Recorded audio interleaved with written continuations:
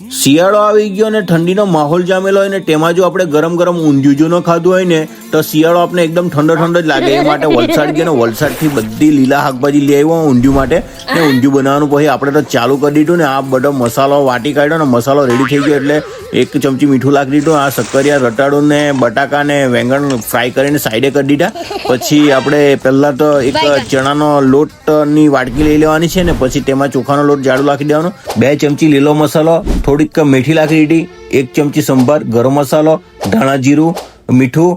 ને થોડીક તેલ નાખીને બરાબર મિશ્રણ કરીને મુઠિયા બનાવીને ફ્રાય કરી દીધા. ને માર તલેસો મેં બરી ચાયેલા મુઠિયા એમ કરીને સાઈડે કરી દીધા અને પછી આ ફ્રાય કરવા પાપડી મૂકી દીધી, અજમો નાખી દીધો, તલ નાખી દીધા અને જે કંઈ મરી મસાલો ઉઠા તે બધા અંદર નાખી દીધા. પછી બાદશાહ મસાલો નાખી દીધો, આ કોપરૂનો છીણો ને સિંગનો છીણો ને આ ગરમ મસાલો નાખી દીધો ને પછી બરાબર કચર કરીને ચારવી કાઢ્યું ને પાણી નાખ્યું ને જે કંઈ શાકભાજી ફ્રાય કરેલી હતી તે ડેવી મૂકી ને 1 વાટકી પાહું પાણી નાખ્યું ને 25 મિનિટ જેટલું ચેડવ્યું એટલે ધીરા ટાપે ચેડવ્યું ને ટકાટક એકદમ રેડી થઈ ગયું ને મારો ધાણો છૂટતો ને પછી આપણે તો ખાવા સારું બેસી ગયા ને એકદમ સબડાક સુબડુક કરીને ખાવાનું ચાલુ કર્યું ને ઊંધિયુંનો જબરજસ્ત ટેસ્ટ લાગ્યો ને 15-20 પૂરી ડફલાઈ ગયો મેં તો ને ઊંધિયું બી એકદમ જોરદાર બન્યું ને મજબૂત બન્યું ને ખરેખર ખાવાની મજા આવી ગઈ. ને તમને પણ આ વિડીયો ગમ્યો હોય ને રેસીપી ગમી હોય તો આપણા વિડીયોને લાઈક ને ફોલો જરૂર કરજો.